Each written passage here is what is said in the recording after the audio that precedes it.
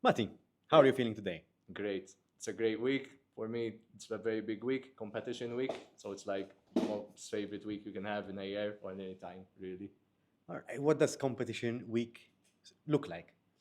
Competition week looks like so couple of training sessions just to reinforce what we've been working on over the past few months or past few weeks. And then usually at the end of the week, probably Saturday, Sunday, towards the end or on the weekend, that's where we go and put in all we've practiced and just go out there and make it happen. All right. Get the result. Is it like one competition that you're going in for this week, or there So are this week, multiple? in this case, it's one. Normally it would be one event. Sometimes it's two, but in this case, it's one. It's one. And what sort of competition? So this competition on Sunday is actually a fitness race. So it's a combination of running mixed with functional training exercises. So it's a bit of what we call hybrid training. Okay. And that's the race basically. Hybrid training is gaining some good traction in Malta. A lot. It's the current trend. It's the current Yes. trend at the moment. I've heard about it from on YouTube. Nick Bear. Nick, is it I think it is Nick Bear. Nick Bear? I think he does hybrid training. He's quite jacked as a person. He's Exactly. quite large. He's an ex-US military, if I recall. Probably, yeah. There are a lot of ex-Marines doing this kind yeah. of thing because it's like how they would train, like in their preparations for In the Marine. actual role. Because they have to be light, strong, bit of both. And it's quite intense. It is. It's quite intense because you have to eat quite a lot, and because you burn so much calories doing Exactly. marathons and runs, Exactly. and so that you can sustain the muscle and build the muscle, you have to eat quite a lot. Because you need to be fast, light, but very strong as well. Right. You can't be like a marathon runner who purely focuses on running and maybe a little bit of strength and is quite light. You need to be able to lift, not just your body weight, but way more. Yeah. So you'd have exercises where you'd have to lift sometimes, if not hundreds of kilos, quite some weight. Yes. So you have to be strong, but fast and light. So that unique balance. But you've been involved in sports for a lot of years. Yes. Because I did a bit of research as well in preparation of this podcast, of course. I know, and we had the discussion, and I know that you've been involved in sports for quite a long time. And apart from being an athlete, you are also you have the academic background to back it up as well. Yes. How do you merge both? So how do you merge both? You work on the knowledge. So my background originally, so I've done different coaching courses for different sports. So like for football, for athletics, for running in general as well. But my main background was like my sports science degree. So it's like the science behind sports. So like how to improve as an athlete, how to improve performance-wise, different strategies that you can adopt and improve across the different realms. It touches a bit on nutrition, psychology, things like this, but mainly it's on the scientific element. So different types of training ways, so different weights, different modalities, let's say. So I did that, mainly sports science and coaching background. Now recently I just finished my master's in like business admin, specializing in sport management. So now I got the business side to it. Okay. So we amalgamated them a little bit. How come the business side of things? I mean, what are your ambitions on that? I mean, in terms of sports, I love events and organizations that promote events to make the community healthy, to get people together, to create that sporting vibe. So I was always interested in understanding, how that works. How do you make it profitable? How do you market it? How do you make it grow? So for me, it was always like a really keen area I wanted to learn about. What was the key lesson that you've learned? The key lesson on this aspect? Yeah. For me, in terms of sport and like the fitness industry, what sets it apart from any other industry in the world, it's very, very heavily community based, in the sense that the heart of everything is the community you're able to create. So an event is only as great, or a gym can only be as great as the community you have and that you look after, that you build and you maintain. Okay. So the people getting together, looking after them, and things like this, and developing them. How do you manage to build that community? Building a community, I think, starts with figuring out like your purpose. So if you are a gym or an entity or an organization, so why are we doing this? What do we want to create in the fitness space? What do we want to improve in people's lives? Not just physical, not to say physical improvements health-wise, but even mental health, psychological health, empowerment. It's not just about the physical side. It's about figuring out why do we want to do this, and then how do we want to do this, and how are we going to achieve this? Do we need coaches? Is it a certain sport? Does the sport not even exist? Maybe just a thing you and I do together. Okay. We call it a sport for us, maybe, It's about figuring out the purpose and then saying, okay, our purpose, is there anyone maybe sharing it? You might not find hundreds of people or thousands of people at first, but it always starts with like one, two, little. then you build it up gradually over time. Okay. Hybrid training, this is how it happened. All right. So it was a gradual development. Before it was a concept used like just like for military training, things like this.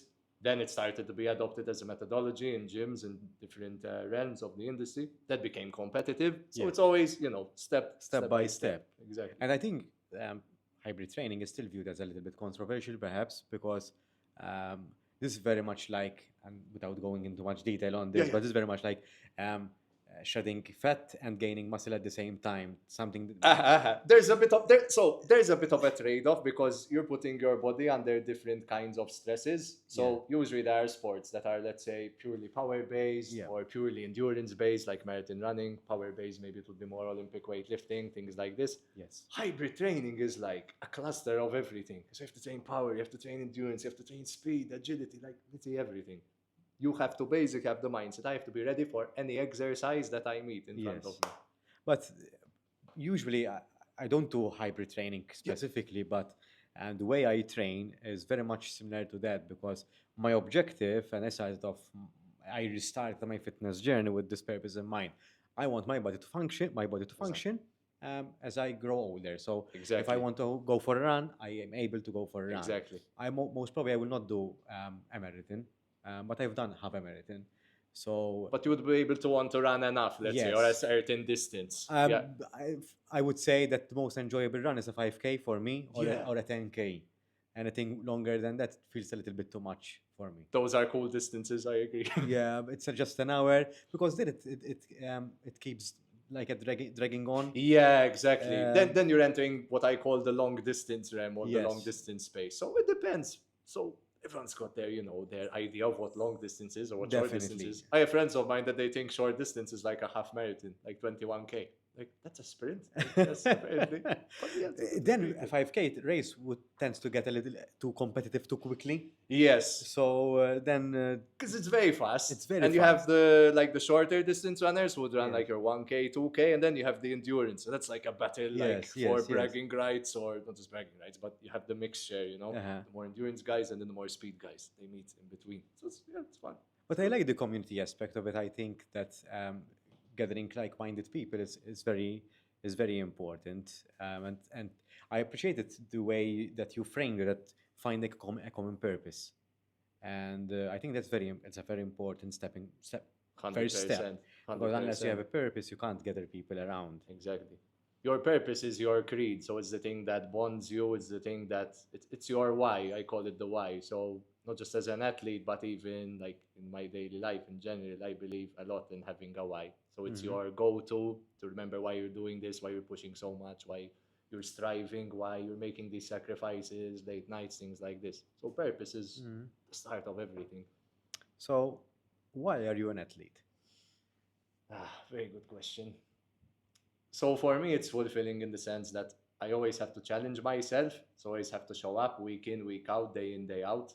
Because when you're an athlete, essentially what you input, so input is equal to output. So you're accountable for yourself, you're accountable for your results. And it's always a way to push yourself to the next level. So what today maybe is your limit, or the thing like, this is my best today, eventually become maybe your warm-up, or it would be something much easier to do. So it's about challenging, figuring out what's next, and trying to improve yourself and climb the ladder slowly. Okay. So there's that element, so let's say the challenging element.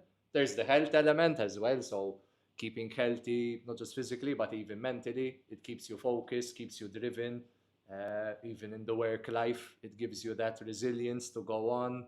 You're more of the way I see it, more of a strategic thinker. So you don't just look at this and be, it is what it is. You tend to see different angles, because when you're an athlete, you're always trying to perform better, gain a little bit of advantage here.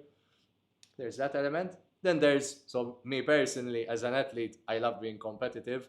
So I'm going out against the best guys in a field, whatever sport or whatever competition I compete in. I enjoy just going out there, seeing how far I can go, and challenge myself to the absolute limits and see how far I can go, honestly. And what have you learned so far about yourself with going against the very best? I think as an athlete, my strength, I think, is in my mindset, in my resilience. I think as a person, I'm able to dig very deep when I need to. So in those moments where perhaps others generically, I Yes. mean, would struggle or find it hard, I somehow am able to dig deep and really find that extra energy to go again. How do you manage to do so? I mean, what do you tell yourself at that point in time? So it's a bit of psychological training in terms of you would have prepared for that. There are certain psychological skill sets which we can talk more about later on. But in general, it's remembering in that moment, like, why am I doing this? Why am I actually here? Like, I'm here because I want to achieve. It's hard, but I need to dig deep and find my way forward. Like, I tell myself, you know, you can do this. Remember who you are doing this for the people who believe in you, for your younger self when you were a kid, and you would tell yourself, you can do this, man. You can go to that competition and become the champion. So listening to that inner child, that inner voice, remembering, you know, the people who back you up, the people who believe in you, like you would want to really do it for them as well. So it's a bit of a cluster of many things. You bring it all together and you just get that fire, like to go forward, and that one more step at a time. And eventually it builds up into a fire enough that you can go and finish.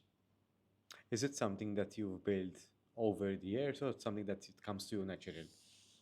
I think it's something mainly you build over the years. There is a natural element in the sense that different characteristics. So certain people, when they are faced under pressure, they tackle it in a certain way. But there is a great degree of skill. So mainly it's nurture more. It's mainly nurture more than nature. Okay. So it's about being in different situations and scenarios in your life. You adapt. You learn to overcome something. Then you apply it in that other element. So you take from the lessons you've garnered from different people, your coaches, your friends, life experiences, and you bring it all together. It's a continual process. So this is always, you're always learning. You're never a master at this. It's always, you know.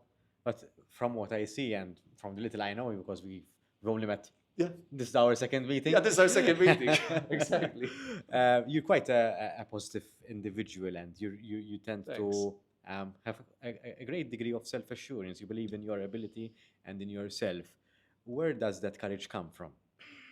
So it's developed over years. So I think, let me start from the first part. I think sport in general and fitness in general gives you a lot of empowerment and a lot of good life values and a lot of this is where the self-assurance comes from. So you're able to develop those characteristics and those values that develop that innate belief in yourself. Because you're always, every training session, every competition, every interaction, every meeting with a coach, you're challenged. Even if someone asks you, like, why are you doing that?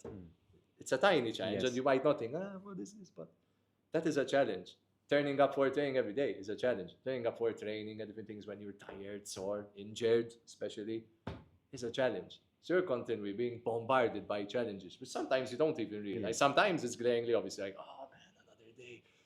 But you're always being challenged. And when you're pushed and you are challenged, you grow. So I always say, you always grow when you are challenged. You can't grow by just hanging here, like, what's happening? You have to be pushed, you have to be thrown in the deep end sometimes, and that's where you get the growth. So there's that element, the sporting side. Then there's the aspect just about being positive in general. So I believe, like, you are always going to be your own best friend. So that means you have to treat yourself how you would treat your best friend. So if your best friend, you tell them, like, oh man, you deserve better. You're such a great guy. Tell it to yourself. Like, charity starts at home. It doesn't mean you tell, like, you are, you know, like God or something. Yes, like, especially, you know what I mean?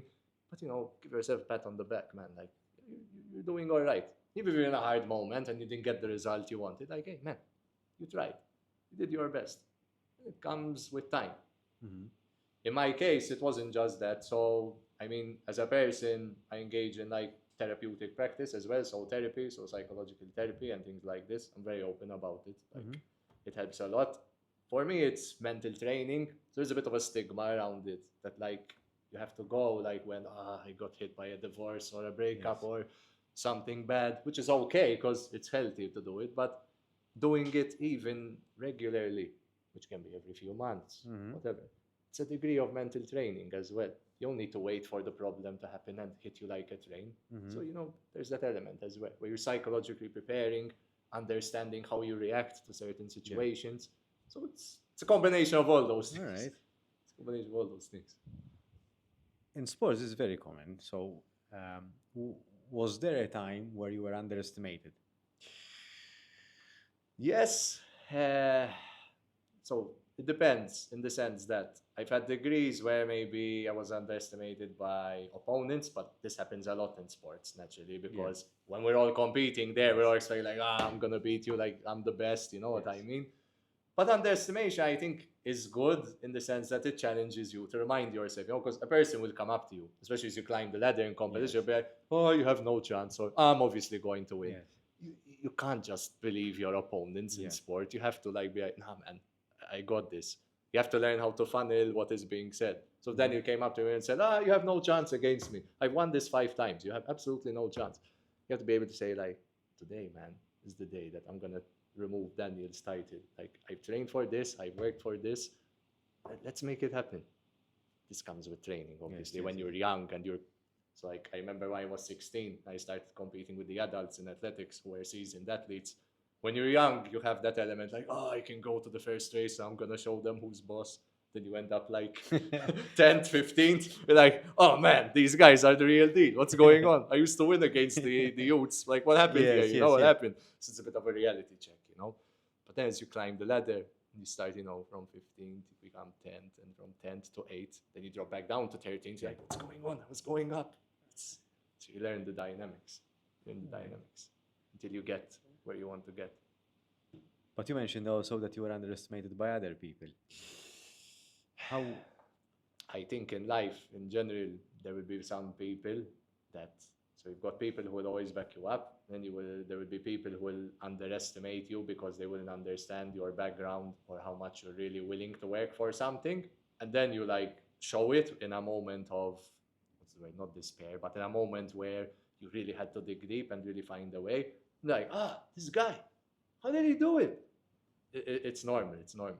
Sometimes there are moments in life where you would believe in something, and like 10 people out of 20 in the room, or the majority would be like, nah, he has no chance. So it's happened before as an athlete in the workplace. This is life. You're gonna have people that are doubters, but you have to overcome it. But it's healthy because if everyone was saying like, yeah, of course you're gonna do it, like it's good. It gives you a reality check. And it's that element of challenge that I told you before, that growth. It's keeping you on your toes, like, I gotta prove myself. So no, I agree. And my experience on this front is that when you're younger, you don't really understand what's really going on, and your anger takes over. Why am I being underestimated? Why? I'll show you. I mean, it's good, like, I'll show you, but you have to, like, contain your energy. It's good, but when you start pacing yourself, when underestimation comes into play, I found myself asking myself, what am I good at? Exactly. So you start unveiling what you're really good at, and you start polishing yourself up to make yourself ready to take on that challenge. But it comes with a great deal of self-confidence, for lack of a better term, but you need to believe in yourself that you're able to do it. You have to be very self-aware as well. So you have to remind yourself of what your actual strengths are, in the sense. How do you say? I see this sometimes in different athletes, even in the past. They would focus on, I want to be like this athlete. I want to be fast like this athlete. I want to have the speed of this athlete. I want to be able to lift the weight, like have the strength of this athlete. It's very focused on the opponent so much that they forget like themselves, like, hey, you have strengths as well. So it comes with experience and time. You know, it's not something you develop immediately. But just being self-aware and self-reassuring that, hey, I have strengths, I have weaknesses as well, which we all work on. And that's what the majority of the time when we're training, that is what we are working on, you know. But you cannot forget your strengths. Yeah. It's important because you have to remind yourself, like, hey, I'm good at this. Like, you know, let's work on this. But, you know, it's like the sandwich, like they say, you know, like the 2 positive things and the 1 negative feedback, thing. Exactly. It's you can apply that in everything. But in the world of sport and in general, I think if I may to summarize what you're saying, what I'm hearing as well is patience. 100%. And in training, you have to have the patience because the result will show in 2 years' time, perhaps. Results take time, man. So you have to trust the process. I always say this. And it's very hard because it's hard. First, I mean, if you're on a journey of losing body fat, for example, or to gain muscle, the first few kilos you lose or kilos you put on in muscle mass, they come easy. But the more experienced you are, those it always gets the Michael Phelps mentioned this. What Is did it he called? say? Um, he's training for minimal Remind me. min, ah. No worries, no worries. It escaped. Marginal gains. Marginal gains. That's Yes, the yes. word, Oh my God, marginal I love. gains. Yeah, marginal gains. Marginal. Exactly. So you're training when you obviously you're at a higher level. You're training Exactly. for marginal gains. That Exactly. millisecond Exactly. that separates you from second place to first place. At the very top level, and we see this very often in different sports, like across the whole spectrum. No one really wins by hours or days, or it comes down to seconds, man. But to gain those seconds, sometimes it's even milliseconds, sometimes it's a photo finish, like 0.001, depending on the sport. How That is- frustrating. oh man, it's happened to me before. I'll tell you a story now. It's marginal gains, man. So at 0.01, or to be able to go that bit faster, that Yes. second here, it's hours of training, man. Not like 10 hours. It's like hundreds of hours of constant training and training again and again, applying, so going through soreness and the different psychological realms. So it's a lot of work, man. It's a lot of work. But it's the beauty of it. What's the the story process. though? Because he, Oh yeah, the story. The story. No, this was a very good lesson. So in 2013, it was 2013. so I'd gone 11 to years compete. ago. Yeah, that was, my goodness, was 11 years ago. Went to compete in small nations. I was running the 800-meter race, I believe it was. No. It was 1,500 actually. I was grind. So it was my first, let's say, competition abroad. So excited, Yeah. high expectations. Let's go.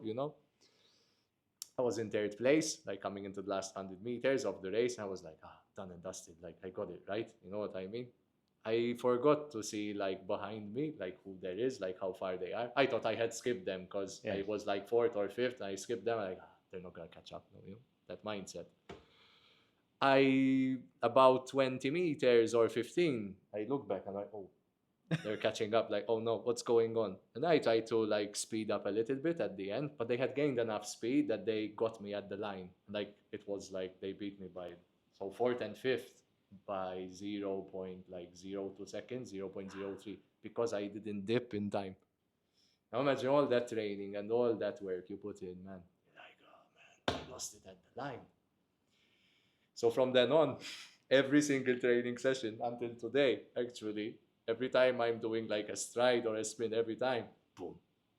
Because it's like a trauma. But it's good because it teaches you like you have to push till the very end, even if you're dying, even if... Yes. Oh man, it was such a good learning curve though. And then you apply it in every session you do. So then you think, my last rep, my last set, my last mile, my last kilometer, my last everything has to be my best set. No Calling excuses. victory too early. We've all been there. Yes, exactly. On different occasions, perhaps. It can 100%, be man. it can be training, it can be a work, for example, it can be Exactly. a deadline. Oh, I won't miss the deadline, but then something comes up, a curveball is man. thrown at you, and you miss the deadline or anything of the It sort. happens, man. It happens. So it happened to me here as well. So while I was working on the studio,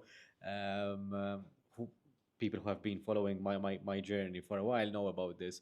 So this very table that we're sitting on, the premier event of this setup was March the 18th this year. Okay. And I had bought this table and I was like revamping it, let's say, and it had a lacquered finish, and I sanded it. But I didn't do a very good job at that time because when I applied the oil, where it was sanded well, All right. the wood absorbed the oil. I see. But there were patches where I didn't sand well, and there was still Oh, a no, layer of lacquer. Still have lacquer at the surface, man. And you could see some shiny parts and some not shiny parts. Yeah, exactly. I was frustrated about it. So on Saturday, so 2 days before, I resanded it. Oh man, you reset it from scratch. During the night, and I applied the finish, but it was a photo finish for me. Exactly, just in time. Man. But you say, the table is finished. I just need to apply the oil and then it's done. But it wasn't done. It looks good today, though. Man. No, thank you. It's fantastic. Oh, it happens, man. But back to our conversation. I wanted to ask you, if you're not an athlete, what would you be doing? Like being an athlete is so much in my DNA that it's... That's why I asked the question. It definitely wouldn't be too far from the sports spectrum. So I always said, like, let's say, let me reword, let's say, the question a Yeah. bit. So when I can't reword the my time question. comes, yeah, I mean, yeah, it's a bit. Let me see how I'm gonna answer this, because it's a really It's a good difficult question, It's a but good- that's why you're here. exactly. No, exactly. That's what I'm here to answer. So I always said, the day will come when I won't be like a competitive athlete anymore, or I cannot be maintaining, going after the standards and what I strive. After that period comes, I see myself like coaching. So for Okay. me, bringing out the best in others then. So using my knowledge, my experiences to help different people achieve their greatness. Now That's their cool. greatness or their ultimate goal can be losing weight. It can be, I want to run a 5K for the first time in my life. Some people maybe want to go to a world championship, Mm-hmm. whatever their greatness is. So helping fulfill the potential in others. So Mm-hmm. I as a person, I genuinely enjoy seeing others fulfill their ambitions and goals. Mm-hmm. And being part of that and supporting them, guiding them through it All is right. something I'm very passionate about. So yeah, coaching, man. Coaching, and if not Could be coaching, what did Ah, if not coaching. I mean, if Ma- not, yeah. let's change the industry. Yeah, let's In change what it. industry Oh. would you go into? Honestly, man, it's always going to be this industry. Okay. I genuinely believe I was put on this earth, on this planet, to be in this industry, man. Wow. Okay. Genuinely, it's definitely this one. It's like where the heart feels at home, you know, man. Alright. There's nothing else, literally. Because I can see that we share the same values. I mean, the work Yeah. that I do at Endeavour and growth schema, but mainly through Endeavour, through the coaching. Yeah. I do because I do coach people Hey, from you coach people from the corporate side. yes, like, from yeah, the corporate cool, side that's and, nice, and that's from cool. a workplace Yeah, perspective, yeah. perhaps. The training, the physical training helps in terms of 100%, mindset of course. and the discipline that gives you. But I coach Absolutely. people in through their lives and through their work, not life coaching necessarily, but what we do will impact their lives Exactly. at work Exactly. and their lives in person, As well. their personal life, because they are interlocked in Yeah, some yeah, way. yeah. So we share the same value because I Mhm. do enjoy helping people as well, and I want to see people doing better in life. It's a as well. vocation, isn't it? It It's such is. a good vocation that It I see. is. Such a good machine. So if I were to ask myself that question, I Yeah. would find it very hard as well. As to well, answer. because you're so deep in this industry and you yes. love what you do, right? And that is it. I think you've used the correct terminology. Since you love what you do, you can't imagine Exactly. yourself doing anything else. Because it's not a job, it's a Yeah. mission, the way I see it. It's a mission, it's a purpose. Yes, Linking yes, back to what we said yes. before, it's a purpose, Yes, it man. is. It's a purpose. So Yeah. that's what I would say as well. Earlier on in the conversation, Matt, you mentioned the psychological aspect of things, what goes into Yeah, your mind, and I want to dive into a little bit on Sure. that because that's my background. Oh, cool. So, Nice. We can, so yeah. what have you learned? Oh, so much. So psychology, like not just sports psychology, but psychology in general. You know, Yes. this is so vast. There are so many like theories. So yeah, so many different concepts. Imagine, so my area of expertise is organizational Okay, psychology. organization. Nice. So that's one field. It's quite niche. Exactly.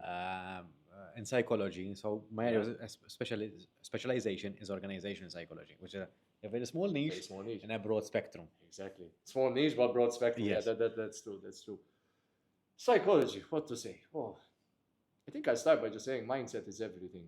So you become what you say you are and what you believe you are. So this is the root cause of everything, right? Mm-hmm. So if you tell yourself, hey, I'm going to do this, you're much more likely to do it than as opposed to saying, like, oh man, how am I going to do this? Or this is impossible. Or you already put Do you feel yourself that it's away. that easy to let's say, listen, if I tell something myself that I will be doing this, Exactly.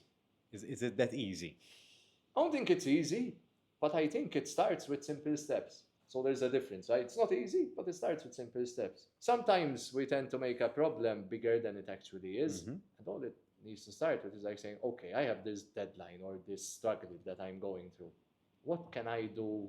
What can I control? Because sometimes the problems we have and the challenges we face, there's a lot of external. We're worried about the external. What he will think, what she will think, what they will think, what's going to happen if this happens. You have to go internal. It's like, okay, in this situation, Matti or Danny, what can I do? So we call it, you probably know, stoic mindset. I call it stoic mindset. Mm-hmm. So it's focusing on the internal. I have control of the internal. Whether I wake up early, that's on me. Whether I can be more positive to myself, look in the mirror and say, hey man, you're going to do this. Or let's try and do this. I won't have the confidence today to say, like, I'm going to do this, for sure. But I'm going to try today. So, these gradual marginal gains. So these Yes. marginal gains of positivity contribute as well. So this is the root cause of everything. It's not easy, but there are simple steps that we can take every day. And it's a process. In a previous episode, I can't remember which one was it. I've mentioned the power of trying. Yes. So I think the when we say I'm going to try it, we underestimate it because 100%. some people might interpret the trying is that you're not giving it your all, when in reality you can be giving it your all, but you're trying to improve. And apart from that, I got this confirmation that some people think in this way because when I posted on YouTube, I got a YouTube comment saying that I hate people trying, just go with it and do it. Yeah, it's like Master Yoda. What does he say? Do or do not, there is no try. Yeah, that might. Yeah. I mean, what are your thoughts on this? I mean, the art of trying, but because you keep on mentioning trying. It's a word that you're using continuously, and it's something that I think I agree with the way you see it. But what's trying means to you? Trying means applying yourself in the best way possible that you know at the time. So trying doesn't mean like you're gonna do a skill and like, oh, it's gonna look so amazing. Let's take these gymnasts, for example, as an example, like of the Olympic gymnasts. You see them do these tumbles and these different turns, like Simone Biles, if you know who she is. Yes. That is thousands and thousands of hours, thousands and thousands of mistakes, thousands and thousands of application. All the great champions, all the people that achieved something in sport and in life, they had to go through different trials and tribulations. So trying is applying yourself, going at it again. You made a mistake that time, you go again. For me, this is how I see it. There is no failure if you're applying yourself and really trying. There are only steps to success. And to get there, yes, you have to learn like what doesn't work and what works, but you only do that by trying. So for me, trying is applying yourself. There is a process, so I'm not saying like you go for the level 10 skill when you still have to master level 1. So there's a process. But if you're like, hey, I'm doing level 3 well, let me try level 4. And try means you apply with what you know at the time. Maybe you don't have the full picture in your head, how it will look, but you paint the picture by starting to paint. You have a blank canvas, right? When any painting in the world was once a blank canvas. You start from the corners or to start, but you can't like say, it's gonna look amazing. Like, it takes time, man. But you have to start putting there the different elements. So it's applying yourself, man.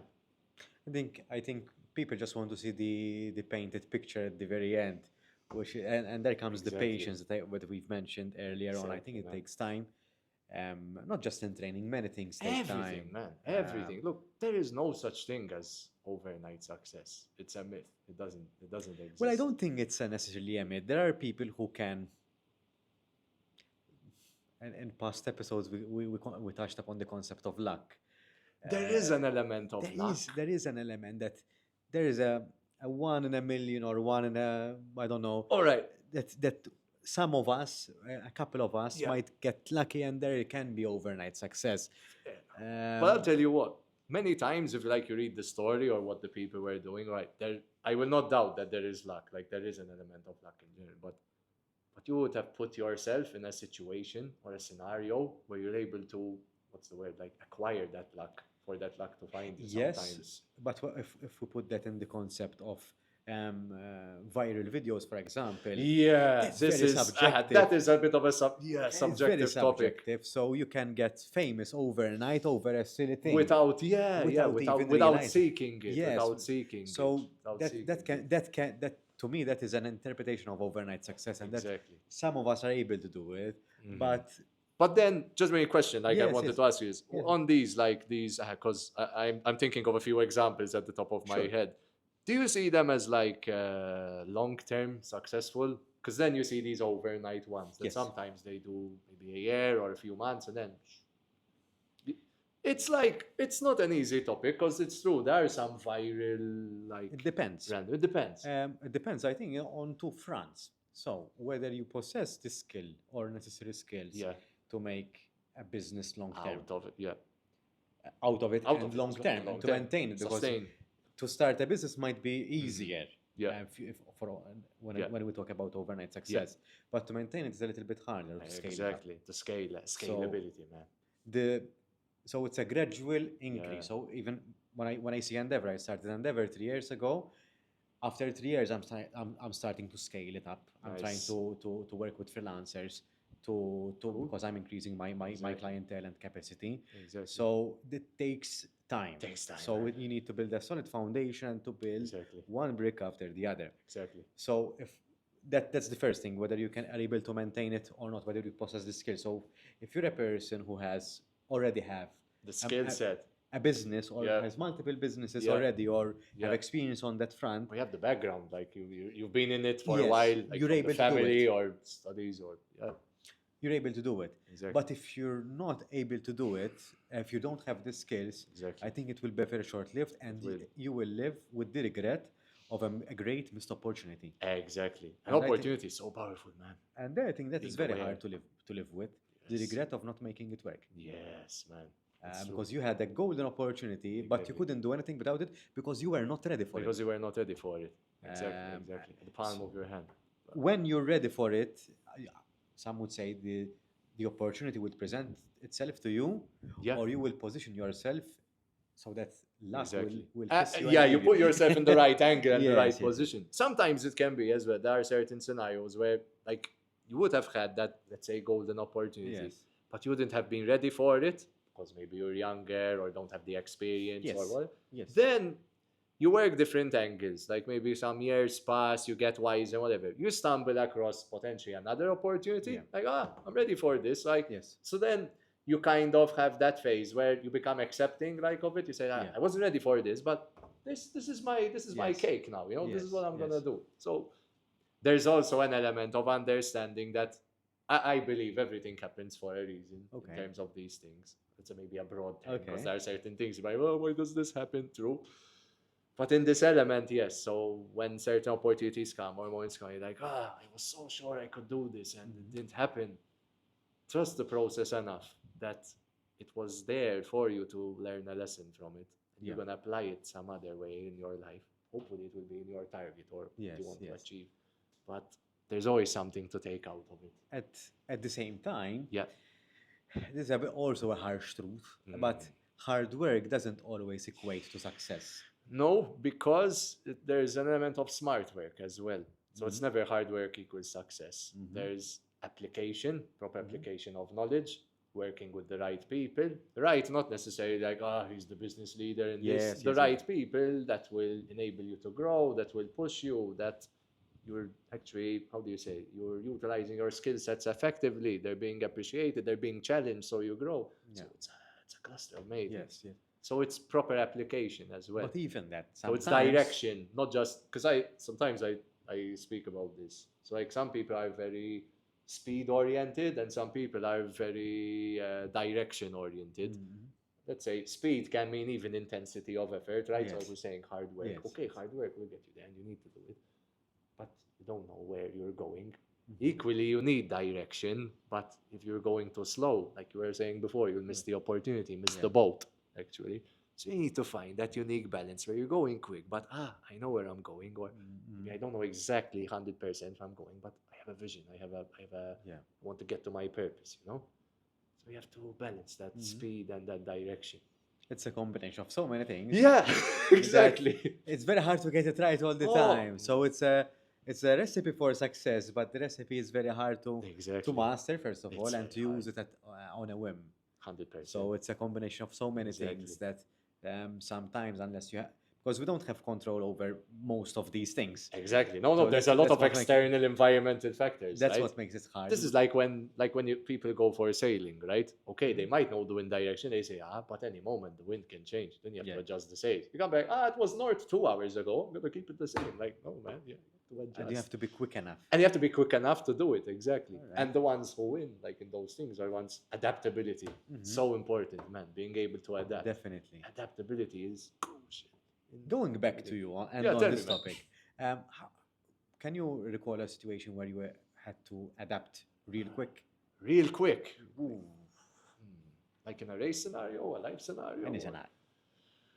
Don't want to make it too hard for you. Yeah, no, I'm trying to think, like, to get a lesson out of it, like in jail. I mean, all right. Let me use a recent experience, Sure. actually, from a race, actually. So I did my first, so there's this big sport that they're using, like, it's called Hyrox. Yes. And I did my first race in June 2023, was my Okay. first experience. I knew what, like, the exercises were. I had studied it. I had tried, I didn't just go in for it blind, Yes, obviously. yes. I came from sorry, lots of years of training. So I felt like I had it all in the bag. Like, Yeah. I would do, I didn't say I'm going to go and crush the competition, but Yeah. I knew I could do well. I could be prepared, Yes. decently. Like, it was the third station. So third station is like pulling a heavy sled of like Yes. 150 kilos, which on paper I thought, like, I can do this, I've trained so many years. And the sled didn't move, man. Like, I'm pulling, I'm like, oh man, what's going on here? What's going on?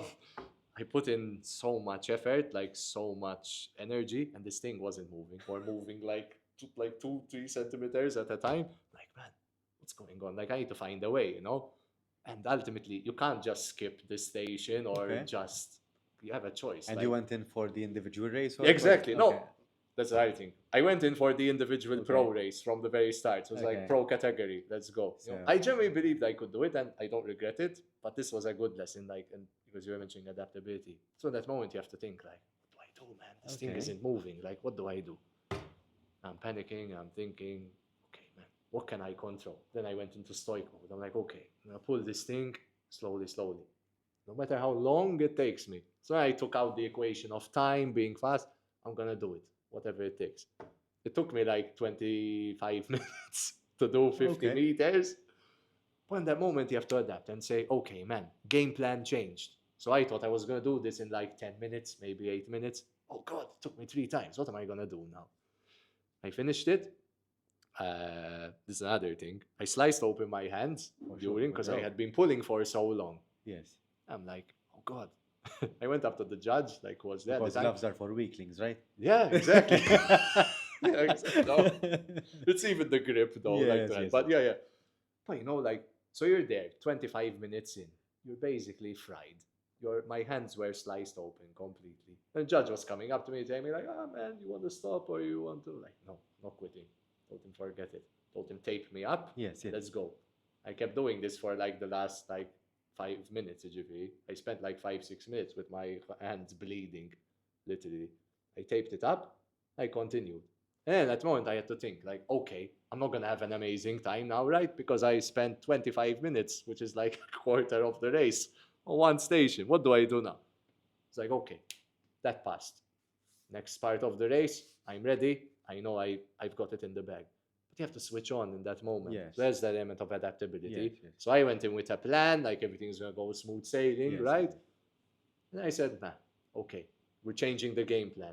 Now, forget the time, just go to the stations and blast them. Like, go as fast as you can. Just finish strong.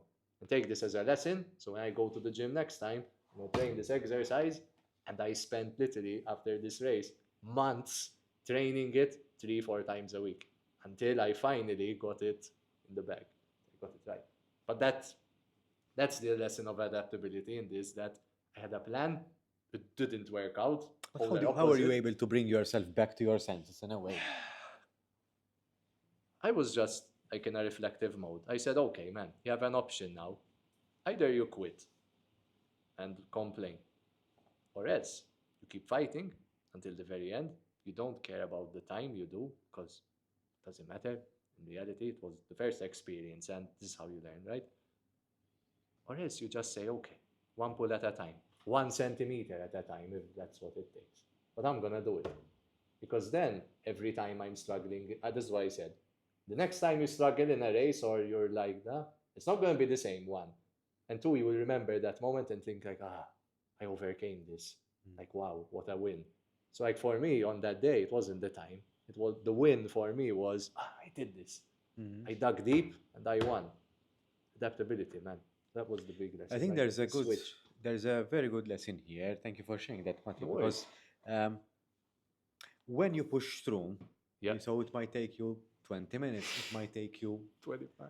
a whole afternoon even. Yeah. But you've done it, and in your Exactly. head you go, I've done it. I've done it. So, and that will put you in a psychological situation where, okay, how can I do it faster now?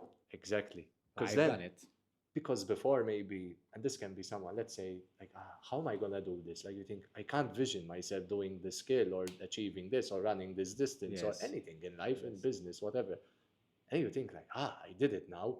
So now the challenge is not how do I do it? Yes. How do I do it better? How do I do it more Yes. efficient? How do I do it in a way that it looks great? Or you're like, I'm evolving here. Yes. Then you start building that momentum. And that's the powerful thing. You reminded me of, Yeah. so I've mentioned this podcast episode with you. I did a podcast episode with Sean Chanter. Oh He's yeah, also Sean. an Yeah, athlete. yeah. So if you're listening, follow Sean. Hey, He's, Sean. he's a great Hey, man. athlete. He You is, can he follow is. him on Instagram He as is. well, Sean Chanter. He is. And during that episode, he mentioned, so he's an athlete as well. That's right. He mentioned the clean and jerk. Mm-hmm. So, and I was discussing a similar topic with him, and told me, unless I can do the clean, I can, if this is jargon now.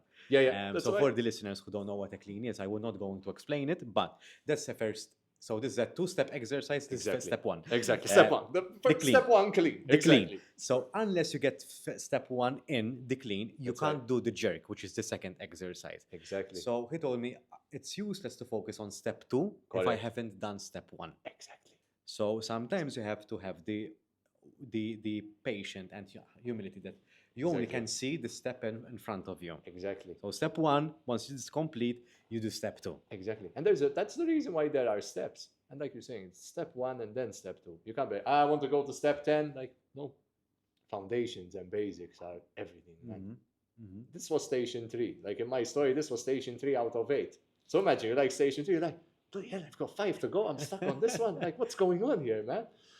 But that's There's still a long way to go. There's a long way to go, exactly. But then I knew, like in that moment, you have to adapt and say, okay, we overcame this. Round 4, let's go. Round 4, fresh round. Mindset. So how long did it take to finish the entire race then? Oh, the entire race then took like 1 hour and 40 minutes. I was thinking I'm gonna go like, maybe 120, the first one. So actually, this is the lesson, right? I did the other stations pretty much in the time I envisaged I was gonna do them. Okay. So that was the big lesson of adaptability. For I was able to to tweak my mindset as though I started the race afresh nearly. It's like, okay, race 1 is done, race 2 is starting now. Like let's forget what just happened. But no, jokes aside. It was the time I meant to switch on. Because ultimately in a race, now whether it's the race of life or it's the race of business or the race like an athletic race, ultimately what matters is that you cross that finish line. Yeah. Or maybe for you, the finish line, it's important to finish first. Like for me, it's placing among the top or first. Some people, it's actually completing it. Yeah. But no matter how much you struggled, or whether you took 25 minutes or 5 minutes, you completed it. Yeah. You achieved it. That's a big achievement in itself, man. Yeah. Others would quit. I'm not saying like dissing anyone or yes, in that sense. But it's easy to quit. It's easy to say, I can't do this. Didn't go according to plan. Welcome to life, my friend. Yeah. In life, so many things don't go according to plan. That's why adaptability is important. People say, okay, this happened, but what can I get out of this? Is there a lesson in this? If there is no lesson, okay, it happened, but adjust. You are the man, you are the person, or the individual who adjusts the sails. You can't be like, this happened to me, or this keeps happening to me, or you have to ask yourself, like, what can I do to adjust, to adapt? Yeah. But you have a question. Ooh, nice. For you, it seems. For me? So. Okay. First question. Let's go. You seem like you have a very positive mindset towards life and self-growth. Thanks. What do you do to stay motivated and committed? So this is the first question. Let's stick with that. Cool. What do you do to stay motivated and committed? What do I do to stay motivated and committed? For me, it's always remembering the why. So why am I doing this? And ultimately this thing I'm doing, do I love it? Yes. So ultimately I love this, means I want to grow in this, means potentially, in my case, yes, I want to be the best at it, means I'm continually willing to improve. So it's remembering the why, like why do I do this? Why do I wake up every day? why do I spend so much time, potentially invest money as well, sacrificing time with friends, some time with family, weekends? Why do I go abroad instead of, I don't know, going on some luxurious vacation? I go to training camps, sometimes Eating for oats 2 on New weeks. Year's Day. Eating oats on, oh yeah, eating oats on New Year's Eve, exactly, instead of pizzas and things. Why do you do this? Because I want to be the best for myself and all those reasons that are my why. So making my family proud, the people who believe in me proud, repaying the faith, man, because this is no self-made journey. Like, okay, I put in the effort, I'm the one who wakes up every day, and there are coaches guiding you, there are teammates pushing you. It's never an individual thing. Even in my case, that it's an individual sport. There's always someone helping you in the background. Your physios, your nutritionists, your psychologists, the people who taught you something. This is not a self-made journey. I'm not discounting self-made or the concept, but there's always people who input towards you their faith. So for me, it's a way of repaying the faith. Just go a little bit of a step further to the question. Sure.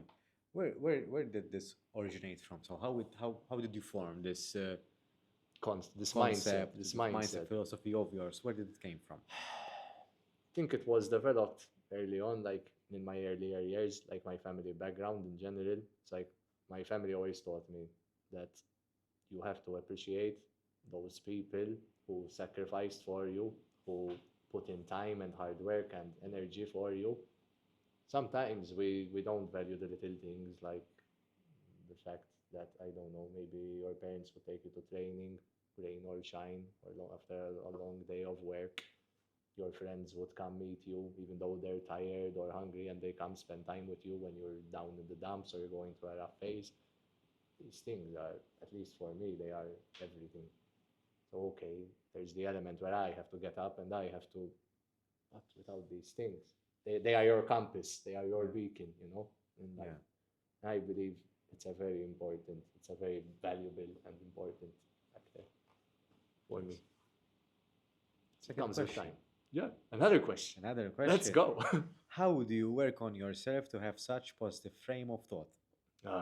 All right. You mentioned a couple of techniques. Perhaps we can dive into a little bit more depth. Yeah, sure. Like psychological techniques. Okay, so or anything. Yeah, anything. Yeah. Answer the question first, because let's answer the question. What's the question again? Just so I make sure I know the okay. Tell me. So how do you work on yourself to have such a positive frame of thought? So positivity starts with reminding yourself of your strengths, I would say. So when you say, hey, I'm good at this. This is a talent I have, or a characteristic I have, or a personality trait I have. So reminding yourself of that, and just being willing to work on these things. So thinking positive thoughts, like it's focusing on tiny things, like sort of like, today looks like a good day, or hey, this guy said something really cool, or he said something nice to me today, and he said, granular, like we were saying before, granular, tiny things. Yeah. The things to appreciate are in the tiny things. And so like when someone makes some grand gesture and you're like, oh, this is awesome, right? It's nice. Not discounting it, but so being grateful for the tiny things. Today we walked through the door to get here, we're able to walk, right? Yeah. That's a gift. We can walk. We're able to breathe. We're able to be here and talk with each other. These are beautiful things, man. It's focusing on the granularity, the gifts we have, being able to move, being able to talk, having friends, having people who believe, being able to do your career. These are gifts, man. Tiny things. You don't need to have some grand, luxurious, tiny things, man. Just focusing on the things that matter. That's it. I'm wanting to find the words, man. You found them. I found them finally. I found them. them. Things that matter, man. Things that matter. That's the beauty where it lies, man. Things that matter. But I'm going to ask you a bit of a personal question. Shoot. And I'd appreciate it if you wouldn't want to answer it as well. But I'm asking it with a big responsibility as well, and with the hope that it might help some people as well, of course. Sure. Earlier you mentioned that you started therapy in the past. Yes. Can you share the reason why you started therapy? Sure, happy to do it. So let's say I used to go. Yeah, I'm Can I gonna answer. interrupt you a Tell little me. bit? I'm asking, Mati, Yeah, because especially with men, we yeah, men find it a little bit harder to share about these things and 100%. to share why we seek support. Exactly, So that is 100%. why I asked. No, So it's a I'd very good appreciate if question that you're and very big compliant with. advocate for it. So let me share like part of my story, like open book, nothing to hide. So let me use the story of, let's say, there are two elements to this story. So I'll talk about something in my sporting life and something in my personal life. So I'll link. I'll start with the sport one Sure. first because the personal one's a bit more, Sporting life around 2016, I had suffered quite a bad injury. So I had torn like my adductor muscle, which for the people who don't know, it's like a muscle you would have in like your groin area. Okay. I was running up the stairs of Golden Bay. People who know it's like a really long I know. stairs. I was running up flat out. I tore this blasted muscle. I couldn't train properly or on and off for a year, and I had big aspirations and hopes to compete and maybe get in the bigger leagues with the bigger, older athletes. I was doing well that season. Actually, I started really fast and then it just came crashing down. I tried rehab and everything, but this blasted injury didn't want to. I sought help from a sports psychologist because it was affecting me very mentally. I had wrapped myself around so much as an athlete, even more than I do now at the time. Because for me, it was I'm as valuable as how good I am as an athlete, right? So because I wasn't performing well, I was really like down in the dumps. My purpose is gone. What do I do, man? So I went to a sports psychologist, and she helped me like rebuild the framework and the mindset. Like, okay, you're injured now, but there are other things to work on in life, your career. At the time I was studying, doing my levels, like, okay, you can't train, but can we study? Can we try and improve and get great grades? You're an athlete, she told me. Don't forget that. That means you have the strong mindset, the resilience, and you have the potential, the strength to still do well in other areas of life. Like, don't throw that away. Didn't come from the first session. I'm like, oh Yeah. man, I can't train. Like, what am I gonna do? But you build it slowly, and eventually I realized, like, okay, this is a phase in my athlete career I had to go through. Ultimately I brought it on myself because of overtraining and things like this. So it's learning to see that what's the lesson here. Then I overcame it. Then I learned how to train more smart, more with purpose, more going the extra mile, but smart. So like we were saying before, Yeah. hard work, speed frame, both of them, not just hard work, Yeah. recovery and things. That's the sport life. So that's like the therapeutic side of like, hey, how are we gonna overcome this barrier? Did it heal the muscle then? Yeah, it did. It did. We came back. We came back back. stronger, man. We Nice, came back nice. stronger. It took 2 years, but we came back stronger. And then I moved away for a while from the track. Because I was mainly a track athlete at the Okay. time, like track and road. I still do road races, but now I'm more in hybrid training. Okay. Like, I believe this is the sport I was destined to be Okay. in general. So it worked out. It was a sign, because now I spent more time in the gym. I'm like, okay. At the time, hybrid training didn't exist, Yeah, by for the sure, way. for But sure. then we'll delve more on that soon. Or didn't exist competitively. No, didn't exist. Okay, so that's like the sport life side. Personal life side. So 2021 in general was quite a hard year. There was many things going on. So one element was like COVID. When COVID hit, it was I think March 21, where they closed the schools. There was that 2020, I element. believe. Was that 2020. 2020? COVID came out 2020. It came out. It's why COVID-19. Yeah, COVID-19. Yeah, you're right. But Jesus, then sorry. It's 20. okay. Yeah. Okay, so it's actually 2020 to 2021. Fantastic. Great.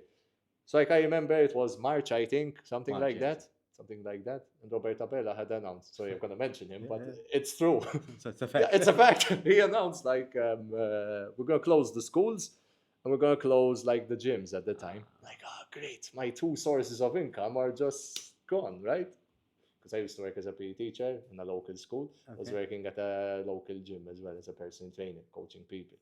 Like, ouch. That is like, what do you do, man? It's hard. I had just come out of university, so you're like fresh and like, oh, I've got all these ideas, man. Yeah. It's gonna be amazing, and boom, you hit by a train wreck. At the same time, like during that period, it was a turbulent time in like my, let's say, relationship at the time as well. So it was a cluster of these factors. So the work side being smashed, basically. The relationship side, it was very hard. Like I took it to heart that it didn't like work out. I had a level of commitment that's like, imagine my athlete commitment, but even more, because that's how I am, like on these things, like family and friends and potential romantic partners come even more above training. Like that's everything to me, no family and loved ones. So it hit me like a train wreck. Like, what am I gonna do? I said, okay, this is hard. I was lucky I had the support of my friends at the time, but ultimately, you know, when you get home and there are those nights, like I would go sleepless nights. I wouldn't sleep for 2, 3 days. Sometimes I wouldn't even eat. Like, what do they call that? That pasta, like penne, is it called? Wouldn't even eat 3 of those in 2 days. I had lost like 6, 7 kilos, man, in weight. Wasn't there mentally, man. Was going out, walking randomly. Wasn't able to run even 2 kilometers. I'm an athlete who's done 20K. My heart rate would spike up. Like, this is not good. You know, this is not me at my best. So I can't, at the moment, I said, I need help. As a person, especially in the past, I struggled, like you were mentioning before, as a man, to go to someone, even my best of friends or family, and tell them, like, hey, I need help. I would wait till I'm, you know, like 6, 7 feet under, 8 feet under, like, then I would ask for help, like, not beforehand.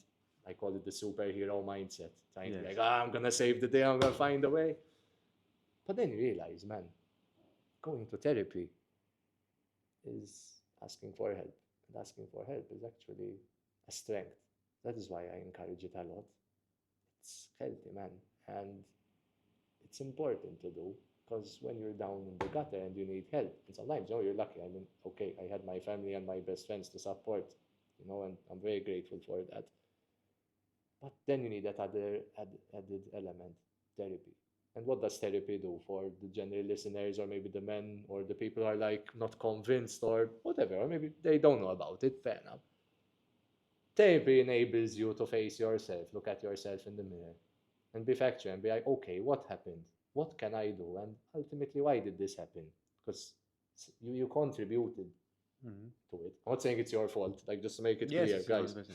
Just to make it clear. But okay, this happened, but what can we do? Then you process your emotions. You start asking yourself, why does this affect me so much? Or why did this happen? So in my case, like, I went to my therapist. It's like, man, you're a good guy, but you know what your problem is? I'm like, what's wrong? Like, what's wrong? It was like, you're too open. You're too open and you're too good, in the sense you don't see like the bad in people. He told me, your problem is you're so positive. You don't see things for what they are really. You open yourself like this. I remember I was on the couch with him, my therapist at the time, Paul, and he told me, this is the problem, the way you're sitting. I was like sitting like this, like with my hands up. He was like, that's it. I was like, what do you mean? It's like, too open. So you need to be smart. You need to analyze. You need to say, I'm going to spend time with that person because they are good, or they want the best for me. Can't be nice or good to people who don't really want. I'm not saying you become a nasty person, by the way. Yes. It's just about being smarter. You know what I mean? So we went through that. Then analyzing, like, why are you so sensitive to these things? Is it a past trauma? Is it something that happened? Like, you start processing the emotions. Then you become very self-aware. Then you start realizing, like, this is why this affects me so much, or this is why I feel this way. When you become self-aware, you become very strong, because you understand your triggers. You understand, this is happening right now, so how do I mitigate it? How do I silence my overthinking, or silence? You become very powerful man as a person, because then you're self-aware. You understand what makes you tick. You understand the strengths and even those weaknesses which before you wouldn't understand. Like, this happens to me. Why does it affect me so much? And other people are like, you understand yourself. That's why therapy is so powerful, man. So, yes, okay, I had to wait until I was in the gutter to go, like many people, and it's fine, but that's how we learn, man. And if I may ask, what are the, let's say, the red flags that you see in people? Say, person is not a good person, let's say for simplicity. Red flags. Okay. Red flags. I think it's in the way. Okay, so this is a good one, I think. Look at how they treat others, especially those that are closest to them. So, for example, let's say you have I'm going to use a generic example. Let's say you have a partner, and your partner belittles or degrades their mom or their father, even if they're having a dispute. If it happens once, I'm not saying it happens once, oh God, this person is a terrible person. No, but it happens on the regular. Like, this person is treating this person like this, who they're supposed to be close to or are close to, right? Let alone you. Maybe today they're lovey-dovey with you and happy and like, oh man, you're such a great guy. But it's going to happen, man, at some point. So I would look at how they treat others, especially those closest to them. That is very important. So if they're not nice to those who are supposedly closest to them or their best friends, I would keep keep a distance. That's one. What else? Red flags. I think their outlook on life in general. So we're mentioning the positivity, negativity. I don't think there's any space for negativity if you want to grow as a person. Now, I'm not saying, just to make this clear, I'm not saying people can be like, oh, today was such a hard day, man. That's okay. What I mean by negativity is that every single day you complain about the same things, about the same outcomes, and you're doing absolutely nothing 100% to change it. That's another thing, because that's telling you that they're stuck in this. It's like an old tape recorder being played on repeat, man, like an old CD. They are not good for you because they will never enable you to grow. Now, it could be a close person in your life or a close friend or a family member or something, but they're never going to push you like to go for something, because rest assured from personal experience, don't want to tell them like, oh man, I've got this going on. Yeah, it might not work. It will probably not work. That would be the reply. Yeah, gotcha. Now, I'm not telling you need a balance. So you need people to ground you and tell you like, yeah, man, that's a good idea. But how are you going to make this profitable? How are you going to make it? That's okay. That's not negativity. That's not negativity. That is, how do you say? Having a realistic mindset. Realistic to mindset. Say, listen, these are two constructive options. criticism. That's it. Not even actually. These are having a realistic outlook. These are the two options, pros and cons. Exactly, man. Exactly. That is a realist attitude. Exactly. What I'm saying is like literally everything you suggest. Like, let me give an example. I have aspirations as an athlete to make it quite high up there. Yeah. And it's very important that you surround yourself with people who are like, yes, man, let's go for it. Let's do it. In anything in life, really, you have to be surrounded by people of, yes, let's do it. If there are people in your circle or in your frame who are like, oh, because it's too hard, or oh, because it's this or this. There's a quote. They say, you will become the average of the 5 closest people around you. I believe it's 5, but correct me if it's not the right I've heard number. it. I'm not sure it's 5, but I think it is. It could be 5, it could Not be sure. 10. But the concept is I got this. you and I've heard it. Exactly. The concept is who you are around with the most. You're going to inherit traits. Definitely. You inherit mindsets, thoughts. So, look, energy flows. This I believe in general. Not energy like electrical grid energy. That flows too, okay? But not this. So if you're in a vibe of continual positivity, of continual people are like, let's find a way, let's do it, or yeah, why not? Opportunities are going to come more. Those opportunities, you're going to be able to push yourself to grow. But if you're in a tribe or an element of, no, can't be done, or the classic, matarash, for the Maltese listeners, like, you need to be around that tribe who not believe in you blindly, like, obviously he's going to manage, like, but because they generally believe in you, because they see what you do, because they see who you are, what you stand for, what your values are, what your principles are. Those are the people who you have to, and that, because ultimately we're human, right? When you're messing up or when you're doing something that's not on, they pull you aside, like, listen, man, you're better than this. Like, even if you had a low moment or a moment of you didn't think, or they ground you, that those are the kind of people you need. So the people who support you, but they push you at the same time. Yes. And linking with what you asked before with that question of people like red flags. Yes, it's people who they, not in the sense don't support, but they don't push you. So be like, nah, why do you need to do that? Or why do you need to put that sacrifice? Or no, why? Like, just stay at home. Like, no, like, it's not good. Especially if there's a dream and ambition you want to go after. They tell you no, because today it's Christmas Day. Why are you gonna go train? Or it's Sunday today. Why are you gonna go training camp? 10 days. What about our thing?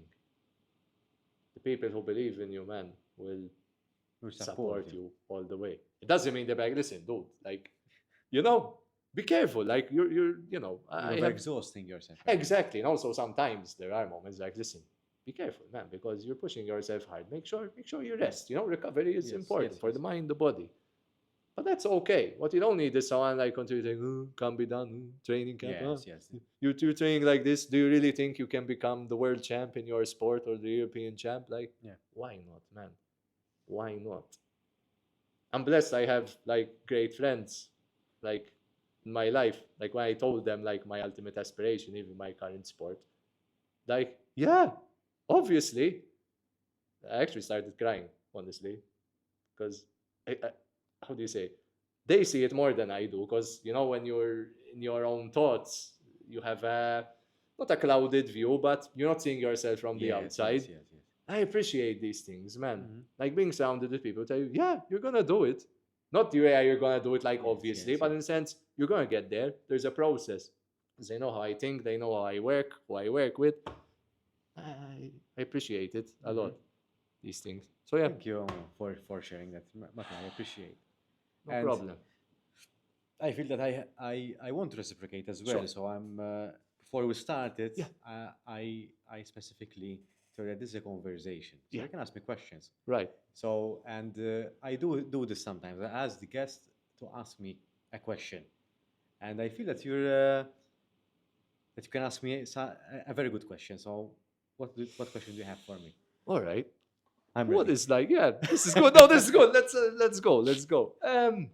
What is like you would say like if you had to take it one or maybe even two of the biggest lessons you've learned in your life in general from your experiences. It can be about life in general or yourself, like what makes you strive for things, or what's like two biggest take-home lessons, like or your creed, maybe like a principle you live by, you know, like a creed or something, or like a quote that like really resonates.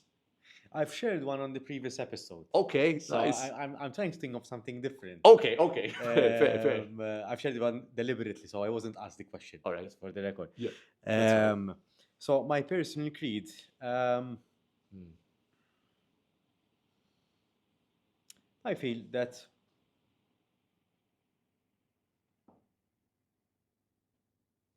okay, I had to dig a little bit deeper. That's all right. than I thought. That's all right. Dig as deep as you want, man. Something that I don't think I've shared this on the podcast yet. So when I grew up, I struggled with friends, and there were times where I felt that I had no one to rely on. So I had to learn to rely on myself, which today I'm finding it. It's funny because life turns around, and today I'm surrounded with friends and even family, of course. Nice. That I'm surrounded with good people who are willing to help. Nice. But sometimes I don't ask for help enough. So that's sort of like a lesson that I have had to learn. But at the same time, one of my mantras, and I share this not very often, is that I want to be someone for others that I need it when I needed it the most. So I didn't have it, but I want to be that person. You want to be that person who you would have wished you would have had at that time. Such a good thing. Because I know how hard it is. Exactly. That you look behind you and you find no one. Not no one. I know what you mean. But in that moment, in that obstacle, like that person tell you, hey man, it's gonna be all right. Or, I'm gonna make you see this angle. Like, yeah, you got this, man.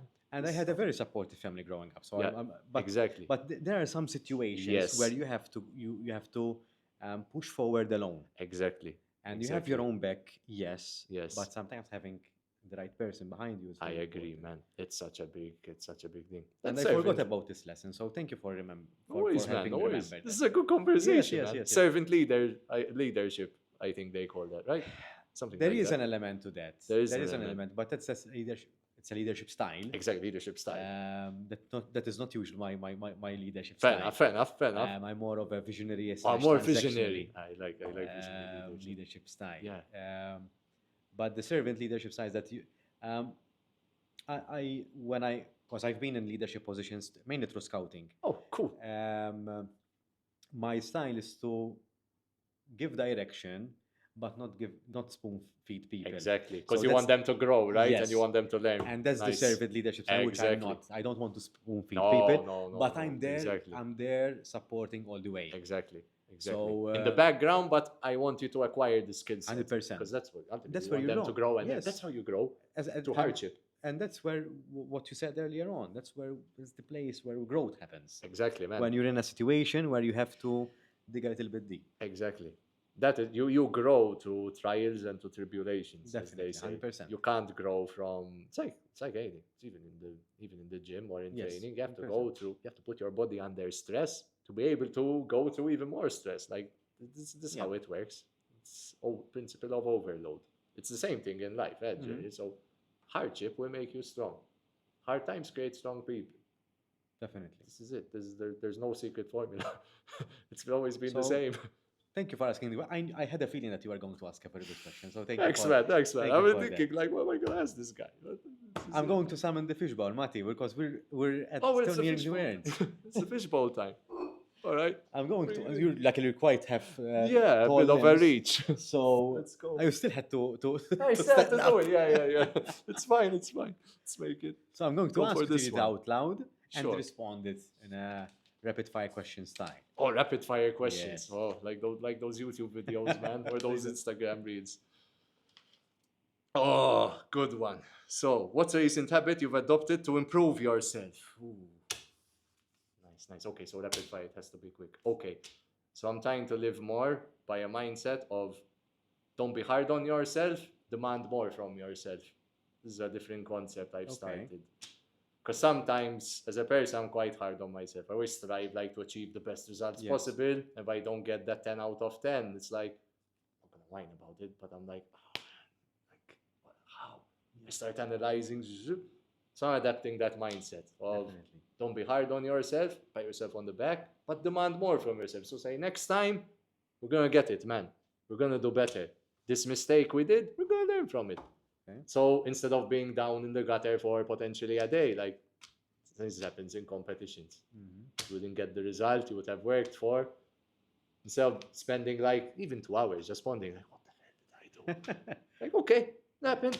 I learned. Next time, I'm gonna crush it. So that's it. That's the quote. Don't be hard on yourself. Demand more from yourself. Love it. Period. So yeah, that's the recent habit. That's the recent habit, man. Matti, thank you for being here. Thank you for having me, man. We've been going for a little bit over than an hour, but I feel that this was a very dense hour. Intense. So there is a lot to unpack, and for the listeners, I hope that it was a digestible still episode.